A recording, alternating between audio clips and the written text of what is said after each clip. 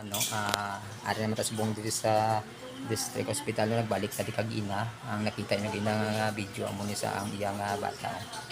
na may way man lag asahan ang bukol sa ulo nga magwa no. Ari di ang tatay nagapangay bulik sa inyo no kung kamuda nga may mga jutay man nga mga financial da nga may mga sobra mo sa inyo nga mga financial pag may mga bulawanon ka mga tagipuson may authorized na siya nga mga nagibidyohan ta sa para mga sa bulig sa inyo kana no. Sino ganyan mong ngalan? Julan no? O Julan o si Julan taga Bantayan no. O Bantayan. Siya mismo ang mangayo sa inyo sa bulig kay kabalo naman kamo sa amo nga sitwasyon basta ospital gani ginhambalan need gid nila ang financial support no ato no kay sa kapiga doon subong ano imo obra gani construction lang iyang obra no ang iyang wife ano lang nang sa balay mo lang no wife pa na kabalo ni kung i-repair pa niya sa provincial hospital sa Bacolod no kay ang hambal sa doktor operahan no ari sa subong ka pangayo sa inyo sang hamil ninyo nga bulig sa financial lang nga support sa ginagmay lang nga gasto-gasto nila sa inyo adlaw siya mga sa inyo sa bulig kay ako gabi lang naga interview siya daw naluoy mo ako sa bata kay duga sakit kaya akong duga no daw hindi si Mrs. gani wala nagsakak hindi na magtanaw no ari si ang yamay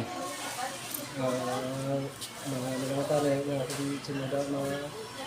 nilagay na sa mga bata kasi mga alimentane ng mga buligan ay mga tirahan sa iyang organ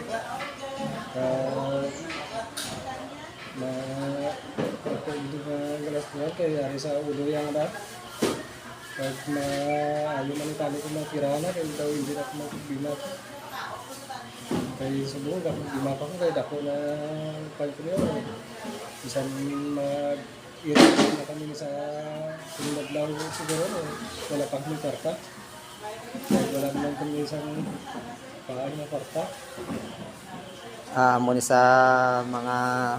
ang aton nga isa ka utod diri no sa ari kami dibong subong sa district hospital no sa nagdigad ari man ko din no may isa naman ko minabuligan mo ko sa nagdigad tapos naman to bulig no subong ari naman tali nagbalik kami na ngayon naman sa bulig no kag kita bilang isa naman nga instrumento lang ko sa Ginoo nga mabuligan sila kung sino da ang may mahamili nga maibulig sa ila sa ginagmay lang nga bagay matipon-tipon ta lang na no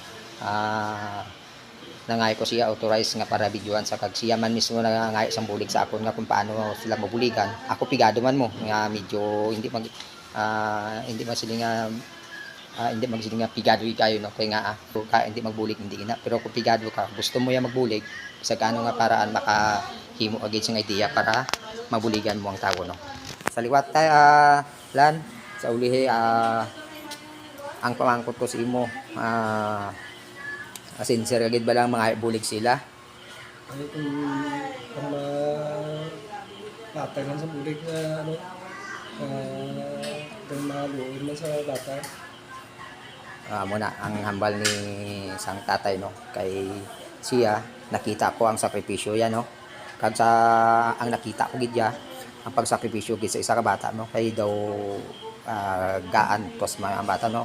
maantos ya kuno ang hambal ni sang iya amay maantos ya ang kabudlay pero hindi ya maantos makita ang iya bata nga nakabudlayan no amo na nga need gid nila ang tulong nato no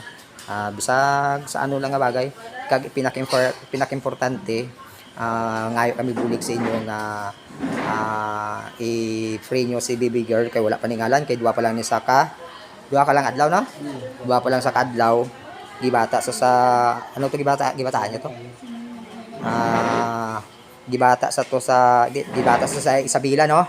tapos gidala sa district dire tapos iwala na sa gipabalik sa Isabela kay tungod nakita nga daw masilan ang bukol sa ulo niya no amo na nga dire sila subong sa district hospital no tagabantayan sila